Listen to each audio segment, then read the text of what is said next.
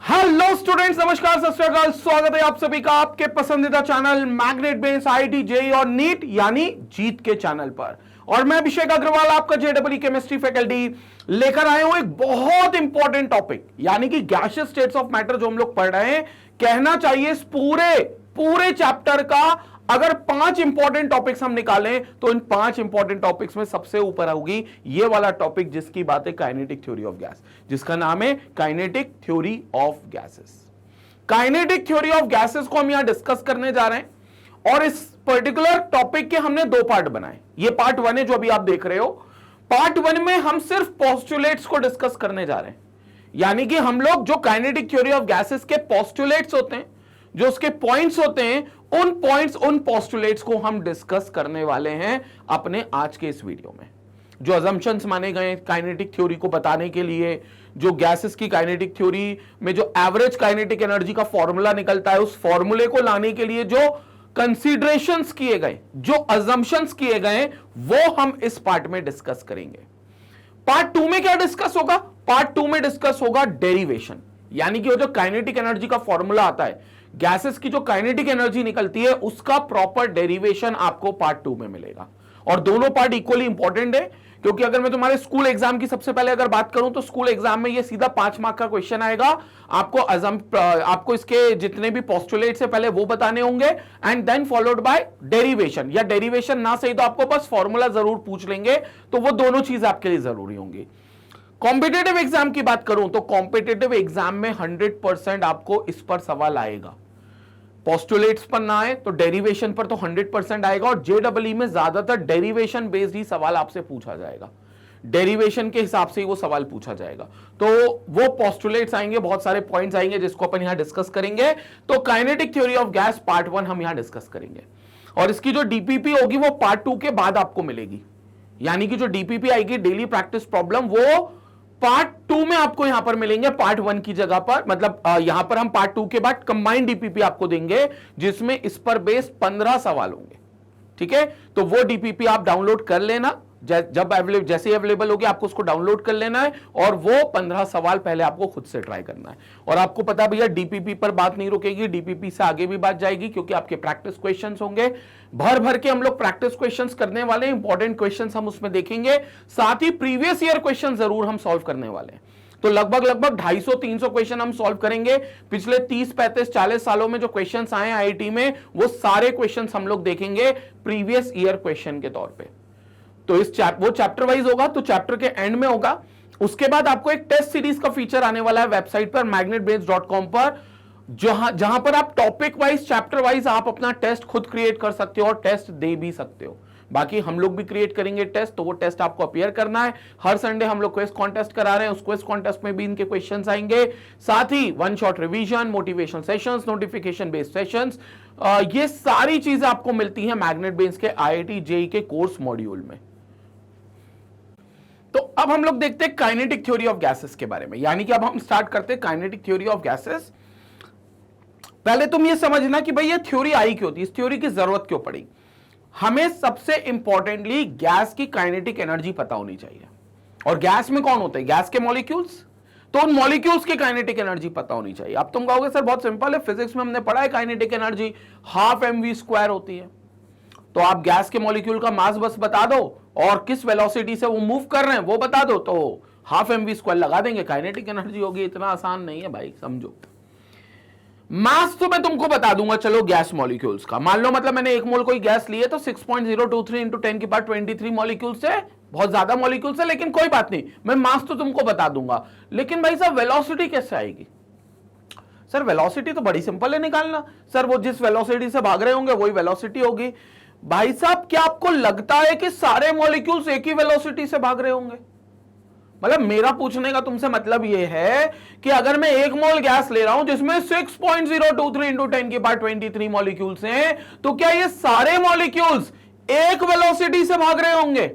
बिल्कुल भी नहीं, एक वेलोसिटी से नहीं भाग रहे होंगे भाई। हर मॉलिक्यूल की अपनी एक अलग वेलोसिटी होगी। मास तो चलो सबका एक होगा, मैंने बोल दिया ऑक्सीजन गैस है तो ऑक्सीजन गैस के हर एक मॉलिक्यूल का मास जो होगा वो 32 यूनिफाइड मास होगा।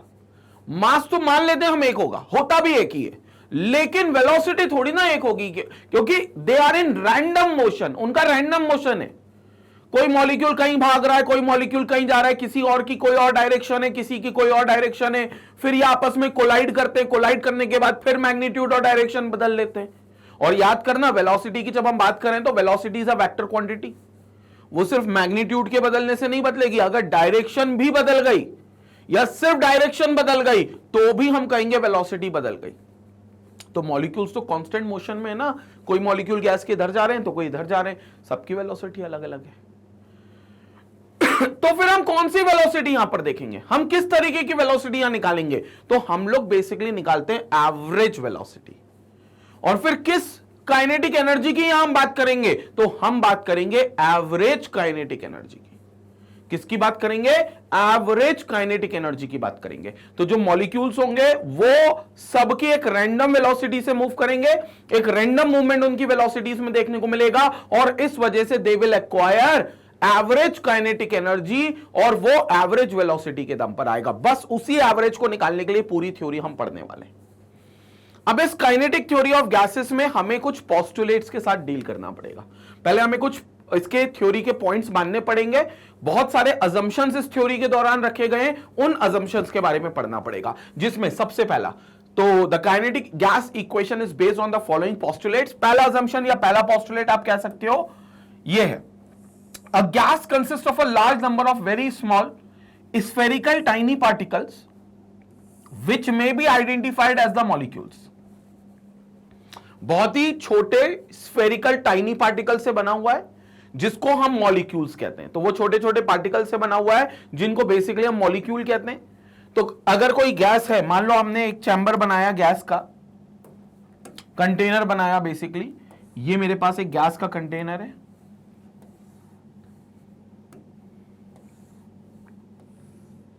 ये मेरे पास एक गैस का कंटेनर है,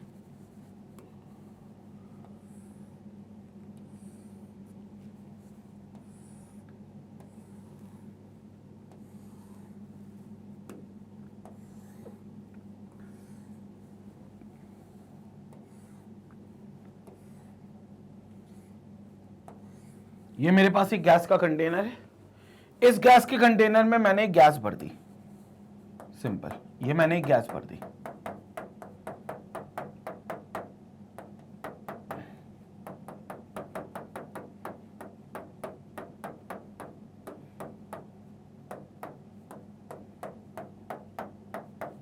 ये गैस इस कंटेनर में आ गई, ये गैस। तो ये जो गैस के मैं ये जो डॉट्स बना रहा हूं, these are the molecules of this gas, जो बहुत छोटे होंगे। अभी तो फिलहाल स्फेरिकल बोल रहा है, आगे चलकर इसको ये बता देंगे कि इनका कोई वॉल्यूम खुद का नहीं होता, वो आगे की बात है, लेकिन these are the molecules of gases. तो ये जो गैस बनी है मैंने, यहां जो गैस ये बनाई है मैंने, these are called as molecules of gas, these are called as molecules of gas. ये मॉलिक्यूल्स हो गए गैस के। तो ये मॉलिक्यूल्स हो गए गैस के जो हमें मिलेंगे। तो gas consist of a large number of very small spherical tiny particles, बहुत छोटे छोटे पार्टिकल से बना हुआ है, which are identified as the molecules, जिसको हम मॉलिक्यूल्स कहेंगे। The molecules of a given gas are completely identical in size, shape and mass. इनके जो साइज होगा, जो शेप होगा, जो मास होगा, वो बिल्कुल आइडेंटिकल होगा। मतलब ऐसा नहीं है कि इस मॉलिक्यूल का मास, शेप या साइज कुछ और है, इस मॉलिक्यूल का मास, शेप, साइज कुछ और है, इसका कुछ और है, ऐसा नहीं होगा। सबके मास, शेप और साइज जो होंगे वो बिल्कुल सेम होंगे, आइडेंटिकल होंगे देखने में। तो फिर अंतर क्या होगा? उनकी वेलोसिटी का अंतर होगा। कोई मॉलिक्यूल किसी और वेलोसिटी से जा रहा है, कोई और मॉलिक्यूल किसी और वेलोसिटी से जा रहा है, तो वेलोसिटीज अलग होंगी, लेकिन दिखने में बिल्कुल आइडेंटिकल होंगे। Same mass, same shape, same size, सब कुछ सेम होगा। तो ये पहला पोस्टुलेट है जो माना जाता है, और ये सही पोस्टुलेट है। मतलब इसमें कोई ऐसा नहीं है कि गलत चीज है या कोई हमने अजम्पशन किया है, इसके लिए गलत अजम्पशन कर लिया है, ये बिल्कुल सही चीज है। तो ये बिल्कुल सही बात मानी गई है कि सिंपल स्फेरिकल टाइनी पार्टिकल से बने, जिनको मॉलिक्यूल बोला गया है, और सारे मॉलिक्यूल किसी एक गैस के आइडेंटिकल होंगे। याद रखना, एक गैस के कंपेयर करोगे आपस में। अब अगर आप करते हो कि एक गैस की दूसरे गैस से कंपैरिजन करते हो, तो फिर आइडेंटिकल नहीं होंगे। मान लो ये ऑक्सीजन गैस है और तुम्हारे पास एक कार्बन डाइऑक्साइड गैस है, तो ऑक्सीजन गैस के मॉलिक्यूल्स कार्बन डाइऑक्साइड गैस के मॉलिक्यूल्स के आइडेंटिकल नहीं होंगे, बिल्कुल भी आइडेंटिकल नहीं होंगे, बहुत अलग अलग होंगे ऑक्सीजन गैस के मॉलिक्यूल्स और कार्बन डाइऑक्साइड गैस के मॉलिक्यूल्स। मास भी अलग होगा, शेप भी अलग होगा, साइज भी अलग होगा, सारी चीजें उनकी अलग होंगी, बिल्कुल भी कुछ चीजें सेम नहीं होंगी। लेकिन जब ऑक्सीजन गैस की अपने में बात करोगे या सिर्फ CO2 की अपने उस मॉलिक्यूल्स में बात करोगे, तो फिर उन एक गैस के अंदर जो मॉलिक्यूल्स होंगे वो आइडेंटिकल होंगे। पहला पॉइंट था, स्क्रीनशॉट लेंगे, आगे बात करेंगे फिर। तो ये था ये पॉइंट जिस पर अपन ने स्फेरिकल शेप है और आइडेंटिकल है पूरे तरीके से, मास में, शेप में, साइज में, उसकी बात करें। अब सेकंड पॉइंट क्या कहता है, सेकंड पॉइंट को ध्यान से समझेंगे क्योंकि ये वो अजम्पशन है जो रियल गैसेस और आइडियल गैसेस को अलग करता है। अभी हालांकि हमने आइडियल गैस ही पढ़ी है, अभी हमने रियल गैस नहीं पढ़ी है, लेकिन ये वो अजम्पशन है, दो मेजर अजम्पशन है जो हमने माने हैं, जो कि वास्तविक में नहीं होते, वो हमने सिर्फ माने हैं काइनेटिक थ्योरी को निकालने के लिए, मतलब काइनेटिक एनर्जी को निकालने के लिए। क्या है दूसरा assumption? The volume occupied by the molecule is negligible in comparison to the total volume of gas. जो मॉलिक्यूल का वॉल्यूम होगा वो नेग्लिजिबल है as compare to the total volume of the gas जो उसने कंटेनर में रहकर ऑक्यूपाई करा है। जैसे सपोज करो ये कंटेनर यहां पर रखते हैं, ये कंटेनर यहां पर रखते हैं, ये कंटेनर अपन ने यहां पर रखा, ये कंटेनर है, ठीक है, ये कंटेनर अपन ने यहां रखा है, ये कंटेनर रखा है, ठीक है, और इसमें अपन ने गैस को भर दिया तो गैस ने कुछ वॉल्यूम ऑक्यूपाई करा। ये अपन ने गैस को भर दिया तो गैस ने कुछ वॉल्यूम ऑक्यूपाई करा। कितना वॉल्यूम ऑक्यूपाई करा? कंटेनर का पूरा वॉल्यूम मान लो। तो कंटेनर की लेंथ निकाल लो, ब्रेड्थ निकाल लो, हाइट निकाल लो, ठीक है, लेंथ निकाल लो, ब्रेड्थ निकाल लो, हाइट निकाल लो, length into breadth into height कर देना, आपको कंटेनर का वॉल्यूम आएगा। वही वॉल्यूम इसने गैस ने ऑक्यूपाई करा होगा तो वही वॉल्यूम इस गैस का भी माना जाएगा, वही वॉल्यूम इस गैस का भी माना जाएगा। लेकिन जब हम गैस को बोलते कि भैया आप स्फेरिकल हो, तो आपका खुद का भी वॉल्यूम होगा, गैस का खुद का भी वॉल्यूम होगा ना, because a sphere is having its own volume and if a molecule is spherical, if molecule of gas is spherical, molecule of gas is spherical, तो भैया उसका खुद का भी तो वॉल्यूम होगा। Then volume of sphere is equal to कितना होता है? Volume of sphere 4/3 pi r cube. तो वॉल्यूम ऑफ स्फीयर कितना हो जाएगा भाई? Then volume of sphere will be equal to 4/3 pi r cube, where r will be the radius of this molecule, क्योंकि आपने स्फेरिकल माना है और सबका वॉल्यूम सेम होगा, क्योंकि आपने कहा है कि हर एक गैस का जो वॉल्यूम है वो आइडेंटिकल होता है। ये पहला पोस्टुलेट था हमारा, क्लियर हो गया? तो यहां पर volume of sphere is 4/3 pi r cube, वो वॉल्यूम होना चाहिए। अब ये खुद का जो वॉल्यूम होगा, ये हम वो वॉल्यूम थोड़ी ना मानेंगे जो गैस ने ऑक्यूपाई करा है। Are you getting my point? भाई ये तो गैस के मॉलिक्यूल का खुद का वॉल्यूम था, ये तो उसके पास पहले से था, ये तो जब वो मॉलिक्यूल पैदा हुआ था, उसका जब जन्म सिद्ध अधिकार था, जब वो पैदा हुआ था, तो ये तो उसके साथ ही आ गया था वॉल्यूम। अब हम कहें कि यार इसको हमने गैस को फैला दिया तो ये इतने वॉल्यूम में फैल गई। अब भाई ये वॉल्यूम जो उसका खुद का है, उसको कैसे उसमें फैल सकती है? वो तो कहीं भी जाएगी, वो अपना वॉल्यूम तो लेकर जाएगी ना, तो वो वॉल्यूम तो उसने कभी ऑक्यूपाई नहीं किया होगा। तो ये सेकंड अजम्पशन ये मानता है कि जो गैस का पूरा वॉल्यूम है, पूरा कंटेनर में जो वॉल्यूम आना चाहिए, वो वॉल्यूम ही गैस का ऑक्यूपाई हुआ है। मतलब ये जो वॉल्यूम आना चाहिए वही वॉल्यूम इस गैस में यहां पर ऑक्यूपाई हुआ है, और हमने इनका खुद का कोई वॉल्यूम माना ही नहीं है, उसको इग्नोर कर दिया है। ये गलत किया, मतलब इसलिए हमारी जो गैस है वो आइडियल गैस है। असलियत में ऐसा नहीं होता, असलियत में हर गैस का खुद का कोई मॉलिक्यूल का वॉल्यूम होता है। और आप ये नहीं बोल सकते कि अगर कोई कंटेनर, कोई कमरे में कोई गैस है तो उसने अपने मॉलिक्यूल के वॉल्यूम के बराबर का वॉल्यूम भी ऑक्यूपाई किया होगा। वो ऑक्यूपाई नहीं करेगा, वो तो उसके पास हमेशा से है, वो तो उसका जन्म सिद्ध अधिकार है, वो तो जब से पैदा हुआ है तब से उसके पास वो मॉलिक्यूल है, तो वो कभी भी उसको ऑक्यूपाई नहीं करेगा वास्तविकता में। बट काइनेटिक थ्योरी में यह अज्यूम किया गया है कि उनका खुद का कोई वॉल्यूम नहीं है, तो अब जो कंटेनर का पूरा वॉल्यूम है, कंटेनर का पूरा वॉल्यूम है, वो उस गैस का वॉल्यूम माना जाएगा जो उसने ऑक्यूपाई करा है, वो उस गैस के ऑक्यूपाइड वॉल्यूम में काउंट हो जाएगा। जबकि वो वॉल्यूम माइनस नहीं करा है, जो गैस का खुद का मॉलिक्यूल का वॉल्यूम है, क्योंकि खुद के मॉलिक्यूल का वॉल्यूम तो वो घेरेगा नहीं ना, तो कायदे में वो माइनस करना चाहिए था। काइनेटिक थ्योरी में उसे माइनस नहीं किया गया है, इसलिए मैंने आपको कहा ये वो अजम्पशन है जो रियल गैसेस को अलग करता है आइडियल गैसेस से, क्योंकि वास्तविकता में तो वो वॉल्यूम माइनस होगा। काइनेटिक थ्योरी में अज्यूम किया गया है कि उनका कोई वॉल्यूम नहीं है, इसलिए वो माइनस नहीं होगा। ये बात समझ में आ रही है? माइनस होगा का मतलब, मान लो ये अभी गैस है, इसने ये वॉल्यूम ऑक्यूपाई करा है, पूरा कंटेनर का वॉल्यूम। अब मैं मानकर चलो सारे गैस के मॉलिक्यूल्स को पास ले आऊं, मानकर चलो मैं सारे गैस के मॉलिक्यूल्स को पास ले आऊं, तो पास ले आऊं तो क्या होगा? मेरी बात को ध्यान से सुनना। अगर मैं सारे मॉलिक्यूल्स को पास ले आऊं तो पास लाकर क्या होगा समझना। मान लो ये मॉलिक्यूल्स अब एक दूसरे के पास आ गए, मान लो अब ये मॉलिक्यूल्स एक दूसरे के पास आ गए। अब देखना सारे पास आ गए, तो पास आ गए तो क्या हो गया, एक तरफ इकट्ठे हो जाएंगे। मान लो इस कॉर्नर पर मैंने सारे मॉलिक्यूल्स इकट्ठे कर दिए, सारे मॉलिक्यूल्स एक दूसरे के करीब आ गए, इतना ज्यादा प्रेशर किया कि सारे गैस के मॉलिक्यूल्स एक जगह इकट्ठे हो गए, और बिल्कुल इनको इतना प्रेशर लगाया कि ये सारे एक ही जगह पर चिपक गए। अब क्या होगा? ये सारे एक जगह पर आ गए, समझ में आया कि नहीं आया बात? ये सारे एक जगह पर आ गए। अब हुआ क्या?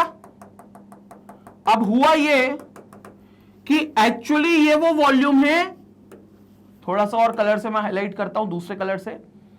अब ये वो वॉल्यूम है जो गैस के मॉलिक्यूल्स का खुद में है। मतलब हर एक मॉलिक्यूल को स्फीयर मान लिया, भले वो स्फीयर बहुत छोटा माना, इतना छोटा कि आर की वैल्यू बहुत छोटी होगी, मैं मानता हूं 4/3 पाई आर क्यूब करोगे तो बहुत बड़ा वॉल्यूम नहीं आएगा, बहुत छोटा वॉल्यूम आएगा, लेकिन आएगा तो सही ना। और ऐसे कितने सारे मॉलिक्यूल्स है, तो सबका छोटा छोटा वॉल्यूम अगर जोड़े तो ये वॉल्यूम आ गया मान लो। अब ये वॉल्यूम गैसेस कभी ऑक्यूपाई नहीं कर सकती, क्योंकि ये तो उनके पास बचपन से है। बचपन से है का मतलब समझ में आ रहे हो? ये जब से ये गैसेस पैदा हुई हैं तब से वो ये वॉल्यूम रखकर पैदा हुई हैं, तो ये वाला वॉल्यूम तो उनके पास शुरू से मौजूद है। इसको वो कभी ऑक्यूपाई नहीं करेंगे कि आप कहीं भेज रहे हो तो आप बोलोगे ये वॉल्यूम उनने घेर लिया। अरे ये वॉल्यूम आपने कहीं भेजते नहीं तो भी उनके पास था। तो ये volume should get minus with the volume of the container, और फिर इनको छोड़ दो तो फिर हम कहेंगे कि बाकी वॉल्यूम को इनने ऑक्यूपाई करा, क्योंकि अब तुम इनको छोड़ोगे तो ये डिस्पर्स होंगे। Are you getting my point? और ये जब डिस्पर्स होंगे तब हम ये बोलेंगे कि हां अब इनने इतना वॉल्यूम ऑक्यूपाई कर लिया। तो रियल गैसेस में यही होता है। बहुत इंपॉर्टेंट है असम्पशन, ध्यान से सुनना। रियल गैसेस में यही होता है कि रियल गैसेस में आप ये वॉल्यूम को माइनस कर देते हो पूरे कंटेनर के वॉल्यूम में से, और ये वॉल्यूम को माइनस करके आप कहते हो कि ये वॉल्यूम गैसेस ऑक्यूपाई नहीं करती, ये उनके पास पहले से रहता है। ऑक्यूपाई तो वो ये करती हैं, ये जो फैलती हैं वो ये इस वॉल्यूम में फैलती हैं। लेकिन आइडियल गैसेस कहती है कि नहीं भैया, गैसेस का मॉलिक्यूल्स का खुद का कोई वॉल्यूम है ही नहीं, ये वॉल्यूम जीरो है। अब जब ये जीरो है तो गैसेस का खुद का कोई वॉल्यूम रहा नहीं, तो अब वो जहां भी जाएंगी जो भी ऑक्यूपाई करेंगी वही हम वॉल्यूम ऑफ गैस मान लेंगे, तो उसमें कोई माइनस का फंडा नहीं है। ये करेक्शन हमने रियल गैसेस के लिए किया है। अभी तो फिलहाल हम आइडियल गैस की बात कर रहे हैं, इसलिए हम कुछ करेक्शन की बात नहीं करेंगे कि वो करेक्शन कैसे किया है।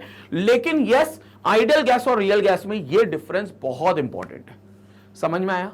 ये डिफरेंस क्लियर हो गया? So this is the volume of the, अगर मैं इसकी बात करूं तो ये क्या है basically, this is volume of gas molecules, volume of gas molecules, volume of gas molecules, and this is volume of the container. ये पूरा क्या है? Volume of the container which will B occupied by gas. So this is volume of container, volume of container occupied by gas, volume of container occupied by gas। तो ये वो volume है जो container का वॉल्यूम है which is occupied by gas. But ideally ये चीज होती है, आइडियली ये करेक्ट है, रियलिस्टिकली ये करेक्ट है, बट आइडियली ये करेक्ट है। तो आइडियल गैस के लिए हम ये मानते हैं कि गैस ने जो भी वॉल्यूम इसने ऑक्यूपाई करा है वो ही ऑक्यूपाई, पूरा कंटेनर का वॉल्यूम ऑक्यूपाई करा है, उसमें कोई माइनस नहीं करेंगे, क्योंकि ये मानकर चलते हैं कि गैस का मॉलिक्यूल खुद का जो है, खुद का उसका वॉल्यूम जीरो है, उस मॉलिक्यूल का खुद का वॉल्यूम जीरो। इसमें हमको बोलना पड़ता है कि भाई मॉलिक्यूल का वॉल्यूम जीरो एक्चुअल में नहीं है, लेकिन ये रियल गैसेस के लिए, तो मैं ये लिख भी देता हूं, this is for real gases. ठीक है, तो यहां पर अपन ने एक एरो बना दिया, and now this is for ideal gas, this is for real gas. ये आइडियल गैस के लिए और ये रियल गैस के लिए। तो ये चीज आप रियल गैस में मानोगे, ये चीज आप रियल गैस में मानोगे, और ये आप आइडियल गैस में मानोगे। This is for ideal gas, and ये डिफरेंस है रियल गैस और आइडियल गैस में। ये में एक डिफरेंस है, एक और डिफरेंस है प्रेशर वाला, फोर्स ऑफ अट्रैक्शन वाला, उसकी हम चर्चा करेंगे, लेकिन वॉल्यूम का ये चेंज आपको देखने को मिलता है। ठीक है, तो ये एक अजम्पशन इसलिए करना पड़ा हमें ताकि हम काइनेटिक एनर्जी निकाल सके। हमें भी मजा नहीं आ रही थी कि साइंटिस्ट लोगों को, कि उनको लगा चलो यार ये ऐसे ही ले लेते हैं कि काम आसान हो जाएगा। साइंटिस्ट जो रिसर्च वर्क करते हैं वो कभी भी आसान चीजों की तरफ नहीं भागते, कि उनको लगा कि ये ज्यादा आसान है, कौन निकालेगा इनका वॉल्यूम, फिर माइनस करना पड़ेगा, इतना कॉम्प्लेक्स। आसान और मुश्किल की बात नहीं है, काइनेटिक एनर्जी को निकालने के लिए ये अजम्पशन करना पड़ेगा, इसलिए काइनेटिक थ्योरी में भैया ये अजम्पशन दिया गया, इसलिए it is considered as one of the assumptions in kinetic theory of gases. Clear हो गया? स्क्रीनशॉट लेंगे, इसके बाद हम अगले पोस्टुलेट पर बात करेंगे। स्क्रीनशॉट लें पहले आप इसका।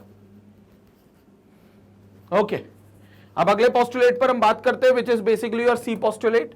सी पॉइंट पर हम लोग बात करते हैं। सी पोस्टुलेट क्या कहता है, ध्यान से सुनेंगे। The molecules are in rapid motion which is completely random. Yes, rapid motions होते हैं और कंप्लीटली रैंडम होते हैं। कोई ऐसी डायरेक्शन नहीं है जहां पर सारे गैस मॉलिक्यूल्स अप्रोच कर रहे हैं, कोई ऐसी डायरेक्शन नहीं है जहां पर एक गैस मॉलिक्यूल हमेशा उसी डायरेक्शन को फॉलो करेगा। हर एक मॉलिक्यूल जिगजैग मोशन, यानी कि कहना चाहिए रैपिड और रैंडम मोशन करता है, और हर बार अपनी डायरेक्शन बदलता है। जैसे एक मॉलिक्यूल ऐसे जा रहा है तो ऐसा नहीं कि ऐसे ही जाएगा, या एक मॉलिक्यूल ऐसे जा रहा है तो ऐसे ही जाएगा, नहीं, ये बीच में डायरेक्शन बदल लेंगे, क्योंकि आपस में कोलिजन होगा ना। एक मॉलिक्यूल दूसरे मॉलिक्यूल से, मान लो ये ऐसे जा रहा है, इधर से कोई टकरा गया तो वो इधर से जाने लग गया, फिर इधर से कोई टकरा गया तो फिर इधर चलने लगा, कुछ भी किसी भी डायरेक्शन में जाएगा। और अगर किसी से नहीं टकराएगा तो कम से कम कंटेनर की दीवारों से टकराएगा। तो मान लो एक मॉलिक्यूल इधर जा रहा है, इधर जा रहा है, इधर जा रहा है, इधर कंटेनर की दीवार आ गई तो पलट खा के इधर आ गया। फिर इस तरीके से वो रैंडम मोशन करेंगे, कोई फिक्स डायरेक्शन नहीं होगी।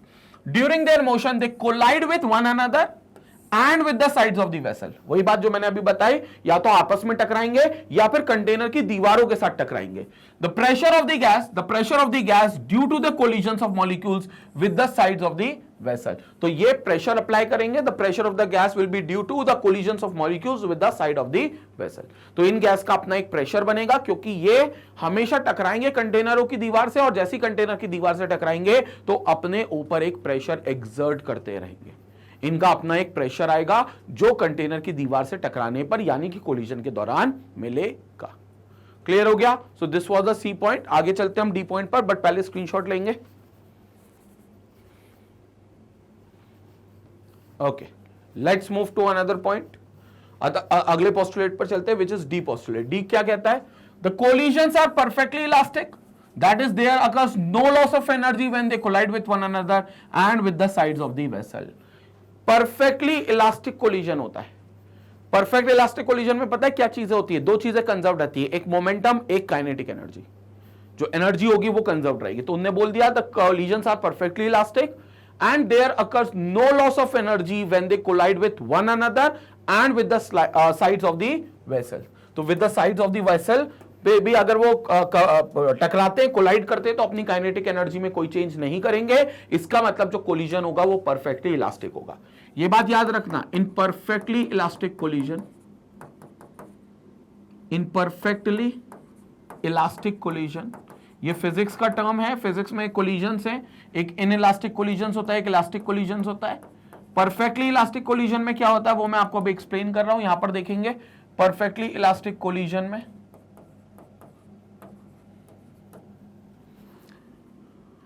Momentum remains conserved. पहली बात तो मोमेंटम जो होता है वो कंजर्व्ड रहता है, मोमेंटम चेंज नहीं होता, मोमेंटम रिमेन्स कंजर्व्ड।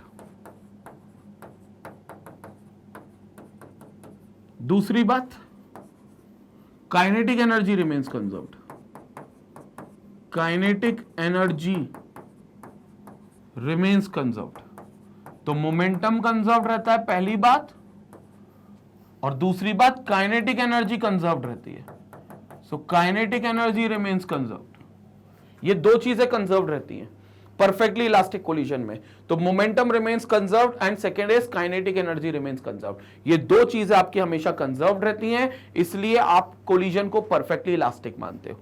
और इसलिए यहां पर परफेक्ट इलास्टिक कोलिजन होता है क्योंकि दोनों जो एनर्जीज रहती हैं और मोमेंटम रहता है वो कंजर्व्ड यहां पर रहेगा, गैसेस के केस में भी, गैस मॉलिक्यूल्स के केस में भी। क्लियर हो गया? स्क्रीनशॉट लेंगे, डी पॉइंट क्लियर हो गया, उसके बाद हम आगे बढ़ेंगे। तो ये डी पॉइंट था, ये डी पोस्टुलेट था जो अपन ने देखा, परफेक्टली इलास्टिक कोलिजन होना चाहिए। अब ई पोस्टुलेट क्या कहता है? देखो ई पोस्टुलेट जो कह रहा है ना, ये वो दूसरा अंतर है जो रियल गैस और आइडियल गैस में। एक तो हम देख चुके वॉल्यूम वाला, ये दूसरा अंतर है, ध्यान से पढ़ना है postulate. There is no force of attraction और repulsion, there is no force of attraction or repulsion amongst the molecules, that is they are moving independent of one another। ये भी assumption किया गया है, हालांकि रियलिटी में ऐसा होता नहीं है, लेकिन काइनेटिक एनर्जी को निकालने के लिए मानना पड़ा है। क्या मानना पड़ा है? कि मॉलिक्यूल्स का कोई भी फोर्स ऑफ अट्रैक्शन दूसरे मॉलिक्यूल्स के साथ में नहीं होता, यानी कि हर मॉलिक्यूल इंडिपेंडेंटली मूव करता है और उसके बाकी मॉलिक्यूल्स का कोई भी फोर्स ऑफ अट्रैक्शन या रिपल्शन असर नहीं डालता उसके मूवमेंट के दौरान। ठीक है, यानी कि मान लो एक मॉलिक्यूल अगर मेरे पास है, एक मॉलिक्यूल अगर मेरे पास है, दिस इज अ मॉलिक्यूल, तो इसके आसपास भी कुछ मॉलिक्यूल्स होंगे, कुछ मॉलिक्यूल्स यहां होंगे, कुछ यहां होंगे, कुछ यहां होंगे, कुछ यहां होंगे, कुछ यहां होंगे, कुछ यहां होंगे, ऐसे मॉलिक्यूल्स होंगे। तो हो सकता है कि they might be exerting its force, मतलब इससे कुछ फोर्स ऑफ अट्रैक्शन या रिपल्शन हो, इसके साथ इसका कोई फोर्स ऑफ अट्रैक्शन हो सकता है, इससे हो सकता है, इससे हो सकता है, इससे हो सकता है, इससे हो सकता है, इससे हो सकता है, किसी से भी फोर्स ऑफ अट्रैक्शन हो सकता है, बट कोई फोर्स ऑफ अट्रैक्शन यहां पर नहीं है। ये मॉलिक्यूल अगर किसी रैंडम डायरेक्शन में मूव कर रहा है, मान लो ये रैंडम डायरेक्शन में वो मूव कर रहा है, तो इट विल मूव इंडिपेंडेंटली। इसके आसपास के इन मॉलिक्यूल्स का कोई भी फोर्स ऑफ अट्रैक्शन मायने नहीं रखता, ये मॉलिक्यूल बिल्कुल इंडिपेंडेंटली मूव करेगा, बिल्कुल इंडिपेंडेंटली माइग्रेट करेगा और आसपास के मॉलिक्यूल से इसको कोई लेना देना नहीं है, जबकि हकीकत में, असलियत में ऐसा नहीं होता। हमें पता है कि मॉलिक्यूल्स में कोई तो फोर्स ऑफ अट्रैक्शन होता है जो उन्हें होल्ड करता है एक साथ। सॉलिड में वो बहुत ज्यादा होता है, इसलिए सॉलिड की पैकिंग बहुत कॉम्पैक्ट होती है। लिक्विड में थोड़ा नॉर्मल होता है, मॉडरेट होता है, तो लिक्विड आपका डिफ्यूज कर जाता है, यानी कि वो तुरंत फ्लो कर जाता है, बट फिर भी एक वॉल्यूम फिक्स रखता है।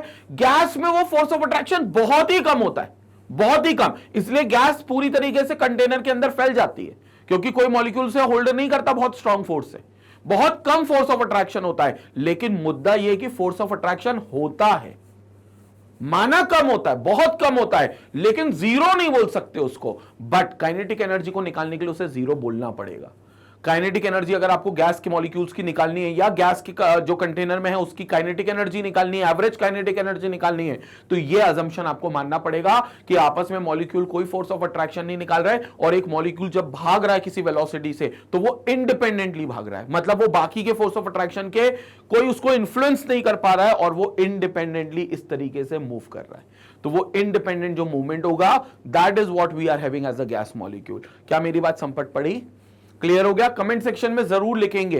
रियलिटी में ऐसा होता नहीं है, और यही करेक्शंस हमने किए थे जब हमने रियल गैस का डेरिवेशन निकाला था। जो असली गैसेस हैं, जो हमारे आसपास हैं, जो वायुमंडल में जो ऑक्सीजन हम इनटेक कर रहे हैं, जो कार्बन डाइऑक्साइड हम निकाल रहे हैं, वो इन अजम्पशंस को नहीं मानते, वो सीधे सीधे चलते हैं, क्योंकि वो रियल गैस बिहेवियर दिखाते हैं। उसकी चर्चा हम करेंगे, अभी तो फिलहाल हमारा आइडियल गैस वाला पार्ट चल रहा है, तो उसमें ये अजम्पशन है।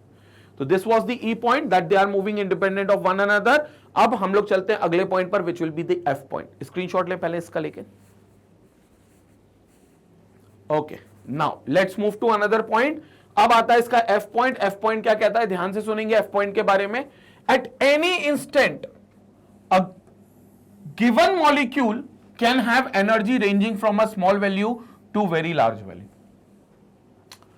किसी भी इंस्टेंट पर हर एक मॉलिक्यूल की अपनी एक एनर्जी होगी। एनर्जी जब भी आ रही है तो it means it's a kinetic energy, क्योंकि काइनेटिक थ्योरी की बात करें तो एक ही एनर्जी आएगी, that is kinetic energy. Ranging from a small value to a very large value, छोटी वैल्यू से बहुत ही लार्ज वैल्यू तक वेरी कर सकता है, but average kinetic energy remains constant for a given temperature. ये बहुत अच्छी बात बोली। अच्छी बात क्या बोली, समझना मेरी बात को। ये कंटेनर है, right? This is the container, ये कंटेनर है। इसमें कंटेनर के अंदर गैस मॉलिक्यूल्स है, राइट? थोड़े बड़े मॉलिक्यूल्स बताता हूं, और मैं 4 मॉलिक्यूल बनाता हूं, आपके सामने 4 मॉलिक्यूल बना रहा हूं। तो ये रहा एक मॉलिक्यूल, ये रहा दूसरा मॉलिक्यूल, ये रहा तीसरा मॉलिक्यूल, और ये रहा चौथा मॉलिक्यूल। मैंने 4 मॉलिक्यूल बनाए, ठीक है?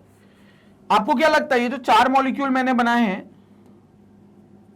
ये जो 4 मॉलिक्यूल मैंने बनाए हैं, इन चारों की काइनेटिक एनर्जी सेम होगी क्या? याद रखना, काइनेटिक एनर्जी होती है हाफ mv², जो अभी तक अपन ने पढ़ी है। गैस के लिए वो नहीं होगी, गैस के लिए अलग हो जाएगी, बट हमने जो फिजिक्स में पढ़ी है काइनेटिक एनर्जी हाफ mv², तो क्या वो इन चारों मॉलिक्यूल की सेम होगी? मान लो ये चारों कंटेनर जो गैस है, मतलब जो इस कंटेनर में रखी है, उसमें जो 4 मॉलिक्यूल रखे, वो चारों मॉलिक्यूल ऑक्सीजन गैस के, ठीक है? ऑक्सीजन गैस के, मतलब ये मॉलिक्यूल भी ऑक्सीजन, ये भी ऑक्सीजन, ये भी ऑक्सीजन, ये भी ऑक्सीजन, डाइऑक्सीजन गैस के। अब डाइऑक्सीजन गैस के तो एक बात तो कंफर्म है, चारों का मास सेम है, चारों आइडेंटिकल हैं, चारों का साइज सेम है, शेप सेम है, आइडेंटिकल है। लेकिन चारों की वेलोसिटीज तो अलग अलग होंगी ना, क्योंकि चारों में मान लेता हूं चलो एक ही मैग्नीट्यूड से भाग रहे हो, लेकिन डायरेक्शन तो अलग है ना। मान लो ये यहां भाग रहा है, तो ये यहां भाग रहा है, तो ये यहां भाग रहा है, ये यहां भाग रहा है, सबकी डायरेक्शन अलग अलग है। और डायरेक्शन अलग हो गई तो वेलोसिटी अलग हो गई, because velocity is a vector quantity. सिर्फ मैग्नीट्यूड के बदल जाने से हम नहीं कह सकते कि वेलोसिटी बदल गई, मतलब वेलोसिटी और मैग्नीट्यूड के बदल जाने से तो कंफर्म है कि बदल गई, लेकिन अगर डायरेक्शन भी बदल गया, मैग्नीट्यूड सेम रखो, डायरेक्शन भी बदल गया, तो भी आप कहोगे वेलोसिटी बदल गई। खैर यहां पर तो मैग्नीट्यूड भी बदलता रहेगा, क्योंकि टकराते रहेंगे ना एक दूसरे से, दीवारों से, तो टकरा कर अपना जो मैग्नीट्यूड है वो भी बदल सकते हैं, और नहीं तो डायरेक्शन तो कंफर्म है बदलेंगे, मतलब वेलोसिटी अलग अलग होगी। ये मान लो v1 वेलोसिटी से जा रहा है, ये मान लेते हैं v2 वेलोसिटी से जा रहा है, ये मान लेते हैं v3 से जा रहा है, ये मान लेते हैं v4 से जा रहा है, सबकी वेलोसिटीज अलग अलग है, तो सबकी काइनेटिक एनर्जी अलग अलग होगी। पहली बात उन्होंने यही कह दी, जिसकी रेंज होगी स्मॉल वैल्यू से to very large value, small value से लार्ज वैल्यू के बीच में इनकी रेंज होगी। तो फिर हमारे लिए चैलेंज आएगा कि अगर हमसे कोई पूछ ले what is the kinetic energy of O2 gas, कोई हमसे पूछे kinetic energy of O2 gas क्या होगी जो इस कंटेनर में रखा है, तो वो काइनेटिक एनर्जी हम कैसे निकालें? हम तो एक मॉलिक्यूल की निकाल सकते हैं, क्योंकि एक मॉलिक्यूल की वेलोसिटी तो फिक्स होगी, फिर लेकिन दूसरे मॉलिक्यूल की वेलोसिटी फिर बदल जाएगी, तो दूसरे मॉलिक्यूल की अलग निकलेगी। तो फिर हम काइनेटिक एनर्जी कैसे निकालेंगे? तो हम एब्सोल्यूट काइनेटिक एनर्जी इनकी नहीं निकालेंगे। वो पॉइंट कह रहे हैं कि for that given temperature the average kinetic energy is proportional to absolute temperature of the gas and that remains constant, that average kinetic energy remains constant। तो हम काइनेटिक एनर्जी नहीं निकालेंगे, हम उस गैस की एवरेज काइनेटिक एनर्जी निकालेंगे। We won't calculate the kinetic energy, rather we will calculate the average of that kinetic energy।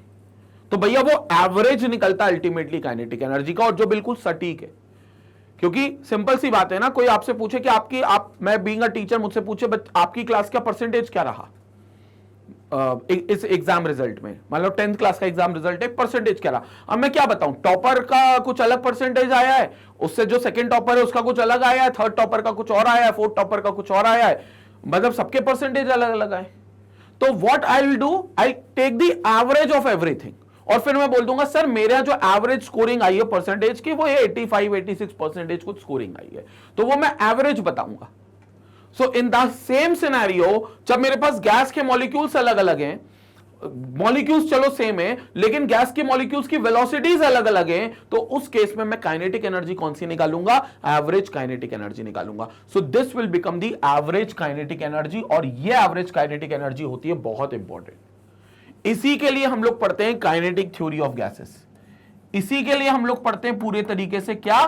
Kinetic theory of gases. तो ये काइनेटिक थ्योरी ऑफ गैसेस हो जाएगा, this is kinetic theory of gases. ये हम average kinetic energy को निकालने के लिए करते हैं, जिसमें जो इनका काइनेटिक एनर्जी है वो कांस्टेंट तो है, लेकिन सिर्फ टेम्परेचर के बदलने से बदल जाएगा। और टेम्परेचर के बदलने से बदल भी जाना चाहिए, क्योंकि टेम्परेचर के जैसे बढ़ा रहे हो, इंक्रीज कर रहे हो, तो मॉलिक्यूल्स के अंदर एक रैपिड मोशन और तेज हो जाएगा, because they will acquire more kinetic energy, तेजी से भागेंगे, वेलोसिटी बढ़ेगी, वेलोसिटी बढ़ेगी मतलब काइनेटिक एनर्जी बढ़ेगी। तो काइनेटिक एनर्जी जो होगी वो डायरेक्टली प्रोपोर्शनल होगी सिर्फ टेम्परेचर के।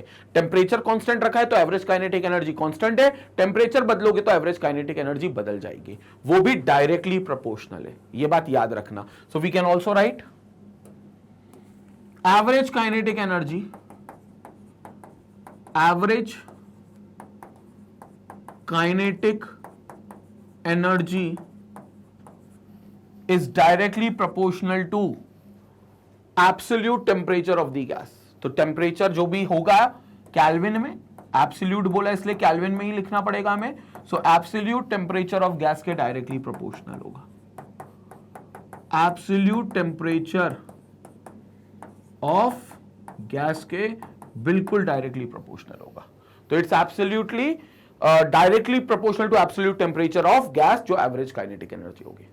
ठीक है, तो इसका मतलब यह भी हुआ कि जब हमें एवरेज काइनेटिक एनर्जी निकालनी है किसी भी गैस मॉलिक्यूल्स की, तो उस दौरान हम टेम्परेचर नहीं चेंज करेंगे।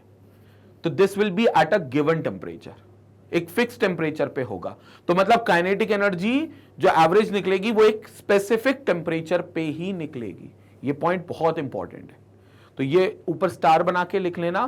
काइनेटिक थ्योरी ऑफ गैसेस में जब हम काइनेटिक एनर्जी का डेरिवेशन करेंगे तो उस डेरिवेशन के दौरान हम टेम्परेचर चेंज नहीं करेंगे, हम टेम्परेचर सेम रखेंगे, नहीं तो फिर वो एनर्जी बदलती रहेगी, क्या मतलब रह जाएगा। ठीक है, क्लियर हो गया। तो this was the F point. इसी में जी पॉइंट है ग्रेविटी इफेक्ट इज नेग्लिजिबल। ये भी वैसे गलत माना है, मतलब रियलिटी में ऐसा होता नहीं है, इसलिए उनको अज्यूम करना पड़ेगा, अदरवाइज ये पोस्टुलेट क्यों बनते। पोस्टुलेट्स किसके, ये अजम्पशंस के भाई, अज्यूम किए गए सारी चीजें।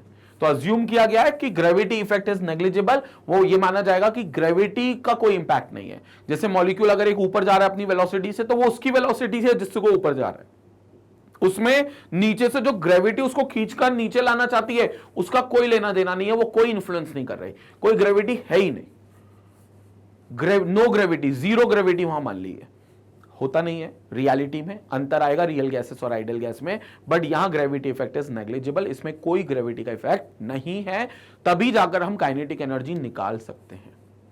ठीक है, अब कई लोग सोच रहे होंगे सर इतने सारे असम्पशंस माने जो काफी कुछ गलत हैं, तो फिर रियलिटी में तो ये रियल एवरेज काइनेटिक एनर्जी नहीं होगी। मतलब अभी जो आप काइनेटिक एनर्जी का फॉर्मूला बताओगे वो रियल नहीं होगा। देखो उस काइनेटिक एनर्जी, अब हमने जो असम्पशंस माने वो बहुत माइन्यूट है। एग्जाम्पल जैसे मैं देता हूं, मैंने कहा आपको फोर्स ऑफ अट्रैक्शन, जो फोर्स ऑफ अट्रैक्शन है वो जीरो मान लिए। अब वो एक्चुअली जीरो नहीं है लेकिन बहुत कम है, बहुत ज्यादा कम है। सॉलिड होता तो बहुत ज्यादा होती फोर्स ऑफ अट्रैक्शन मॉलिक्यूल में, लेकिन गैस है तो अट्रैक्शन बहुत कम है। अब जब अट्रैक्शन गैस और गैस में बहुत कम है तो वो बहुत ज्यादा आंसर्स में इंपैक्ट नहीं करेगा, बहुत ज्यादा आंसर्स में इंपैक्ट नहीं करेगा, और हम जो काइनेटिक एनर्जी निकालेंगे हम उसको रियल गैसेस पर अप्लाई कर सकते हैं।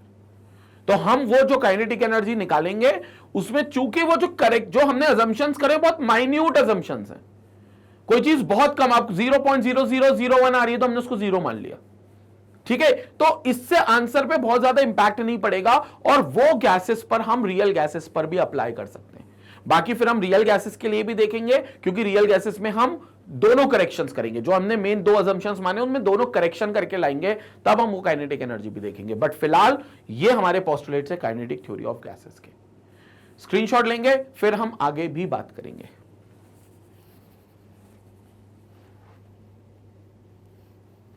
ओके, तो क्लियर हो गया ये वाला काइनेटिक थ्योरी ऑफ गैसेस के बारे में, सारी बातें क्लियर हो गई। तो this is about the kinetic theory of gases and its application का पहला पार्ट था, जिसमें हमने पोस्टुलेट्स के बारे में डिस्कस कर लिया है, पोस्टुलेट्स के बारे में हमने चर्चा कर ली है। अब पार्ट 2 में हम प्रॉपर डेरिवेशन करेंगे कि काइनेटिक थ्योरी ऑफ गैसेस को कैसे हम डिराइव करते हैं। प्रॉपर डेरिवेशन हम लोग यहां पर लेकर आएंगे पार्ट 2, जो कि आपको मिलेगा। बाकी YouTube पर अगर कोई लेक्चर आप मिस आउट कर रहे हो तो सबसे बेहतर और सबसे आसान तरीका है मैग्नेटब्रेन्स की वेबसाइट पर आकर लेक्चर्स एक्सेस करना, जो कि है magnetbrains.com के नाम से। तो magnetbrains.com पर आओगे तो यहां पर आपको ऑर्गेनाइज्ड लेक्चर्स मिलेंगे, प्रॉपर प्लेलिस्ट मिलेगी जिसको आप एक्सेस कर सकते हो, वो भी बिल्कुल फ्री ऑफ कॉस्ट। क्योंकि होता क्या है, देखो जब तुम YouTube पर जाते हो तो YouTube पर तुम कोई वीडियो सर्च करते हो, ठीक है, तो कैसे सर्च करते हो? टॉपिक का नाम डालते हो, तो टॉपिक के नाम से आपको बहुत सारे वीडियोस टॉपिक पर आएंगे। आपने कोई भी वीडियो देखा, आपने देखा, उसमें आपको समझ में भी आया, अच्छा रहा, लेकिन अब आपको यह नहीं पता कि अब इस टॉपिक के बाद मुझे अगला टॉपिक कौन सा देखना है, या इस टॉपिक को देखने से पहले कौन सा टॉपिक देखना था, या मान लो इस टॉपिक में मैंने थ्योरी पढ़ ली, अब इसके क्वेश्चन कहां से लगाऊं? कोई वीडियो मिल जाए क्वेश्चन का जिसमें क्वेश्चन आते जाए, मैं पॉज कर करके उसको सॉल्व करता जाऊं, या कोई शीट मिल जाए, कुछ ऐसी चीजें मिल जाए, वो यूट्यूब पर पॉसिबल नहीं होता, क्योंकि वो हम खुद से नहीं ढूंढ सकते ना। तो इसके लिए आपको एक ऑर्गेनाइज्ड और एक स्ट्रक्चर्ड कोर्स की जरूरत होती है, और स्ट्रक्चर्ड कोर्स मिलता है आपको वेबसाइट पर, जो कि है magnetbrains.com। काम बड़ा आसान है, आपको आना है वेबसाइट पर, आपको यहां पर सारे कोर्सेज दिखेंगे, सारे एग्जाम्स के कोर्सेज दिखेंगे, जिसमें आपको आईआईटी जेईई का भी सेगमेंट दिखेगा। जब आप आईआईटी जेईई सेगमेंट पे आओगे तो आपको पूरे कोर्सेज दिखेंगे, यहां पर क्रैश कोर्स भी दिखेगा और रेगुलर कोर्स भी दिखेगा। क्रैश कोर्स आपको तब देखना है जब आपके पेपर में 25 दिन, 20 दिन, 1 महीना, 2 महीने तक का बचा हो, मतलब 6 महीने से अगर कम का टाइम बचा है तो आप क्रैश कोर्स देखो। अगर 6 महीने से ज्यादा का टाइम बचा है, कोशिश करो रेगुलर कोर्सेज को देखें, क्योंकि रेगुलर कोर्सेज में आपको exclusively DPPs, practice papers, previous year question, सब कुछ अवेलेबल होगा। आपको रेगुलर कोर्सेज में वॉच नाउ पे क्लिक करना है, जैसे ही वॉच नाउ पे क्लिक करोगे पूरे चैप्टर वाइज लिस्टिंग यहां पर होगी। पहला चैप्टर ये है, दूसरा चैप्टर ये, तीसरा चैप्टर ये, और हर चैप्टर के नीचे एक टॉपिक आएगा, उसका पूरे टॉपिक्स आएंगे। यहां पर प्लस का एक बटन है, जैसे ही क्लिक करा पूरे टॉपिक की लिस्टिंग यहां पर आएगी। पहला टॉपिक ये, दूसरा टॉपिक ये, तीसरा टॉपिक ये, प्रॉपर सीक्वेंस में होगा। टॉपिक के आगे ड्यूरेशन लिखा होगा, कितना बड़ा, कितना लेक्चर का ये मिनट और आवर में कितना ड्यूरेशन के लेक्चर जाएगा, सो दैट आप अपने टाइम टेबल के हिसाब से इसकी प्लानिंग कर लो। आपको ये समझ में आए कि मुझे आज सुबह ये लेक्चर देखना है, रात में मैं ये 2 लेक्चर देख लूंगा, कल फिर शाम को डीपीपी सॉल्व कर लूंगा। ये प्रॉपर स्ट्रक्चरिंग आपकी कोर्स की हो जाएगी। जैसे ही आप यहां पर क्लिक करोगे किसी भी टॉपिक पर, और देखना है डीपीपी का भी साइन है, यहां पर पीडीएफ का एक आइकन दिया हुआ है, तो डीपीपी का आपको यहां पर साइन मिल रहा है, तो आप डीपीपी भी डाउनलोड कर सकते हो। और अगर कोई क्वेश्चन नहीं बने तो नीचे डीपीपी का सोल्यूशन भी मिल जाएगा, वीडियो सोल्यूशन। और एक्सक्लूसिवली आपको ये हाई क्वालिटी का वीडियो मिलेगा। अगर आपका नेट कनेक्शन बढ़िया चल रहा है, प्रॉपर नेटवर्क आपके मोबाइल को या जिस किसी भी डिवाइस को आप देख रहे हो उसमें मिल रहे हैं, तो ये आपका हाई क्वालिटी का वीडियो मिलेगा। जो यूट्यूब पर जैसा मिलता है वैसे ही यहां पर वीडियो चलेगा। और ऐसा नहीं है भैया कि आपको वेबसाइट पर बुला रहे हैं तो किसी चीज का सब्सक्रिप्शन बाय करने को बोलेंगे, कोई पैकेज खरीदने को बोलेंगे, कोई मैं कूपन कोड दूंगा जिससे आपको डिस्काउंट मिल जाएगा, ऐसा कुछ भी नहीं है। क्योंकि मैग्नेट ब्रेन्स पर कोई डिस्काउंट की जरूरत नहीं है, क्योंकि आपको कोई चीज के लिए पैसा देना ही नहीं है। 100% फ्री एजुकेशन है मैग्नेट ब्रेन्स के चैनल पे। तो आपको जैसे YouTube पर लेक्चर्स दिखते हैं वैसे ही एक्सक्लूसिव लेक्चर्स आपको मैग्नेट ब्रेन्स की वेबसाइट पर मिलेंगे। ये सारी डीपीपीस फ्री में आप डाउनलोड कर सकते हो, इनके सॉल्यूशंस फ्री में आप देख सकते हो। एब्सोल्युटली फ्री एजुकेशन है मैग्नेट ब्रेन्स के चैनल पे। बाकी आईआईटी जेईई और नीट यानी जीत के चैनल पर ना सिर्फ आईआईटी जेईई की बल्कि नीट की भी तैयारी उतनी शिद्दत से चल रही है। तो NEET physics, NEET chemistry, NEET biology के एक्सक्लूसिव लेक्चर्स एक्सपर्ट फैकल्टीज के द्वारा क्रिएट हो रहे हैं और आप तक पहुंचाए जा रहे हैं ताकि आपकी पढ़ाई को बेहतर कर सके। तो इसी चैनल को अपने जितने फ्रेंड्स हैं, जितने रिलेटिव्स हैं, जितने स्कूलमेट्स, बैचमेट्स, कॉलोनी मेट्स हैं, उनके साथ शेयर करें जो ऐसे चैनल की तलाश में जहां पर वन स्टॉप सोल्यूशन उन्हें मिले आईआईटी की तैयारी के लिए या फिर नीट की तैयारी के लिए, जहां उनको डीपीपीज मिल जाए, जहां उन्हें प्रीवियस ईयर क्वेश्चंस मिल जाए, जहां उन्हें वन शॉट लेक्चर्स मिल जाए, जहां उन्हें टाइम टू टाइम क्विज कराया जाए, जहां उनको टेस्ट सीरीज के लिए बोला जाए। तो ऐसे चैनल की अगर वो तलाश करें तो उनके साथ चैनल को जरूर शेयर करें। इसी तरीके से मैग्नेट ब्रेन्स को अपना प्यार और सपोर्ट देते रहें। Stay connected, stay educated. Thank you.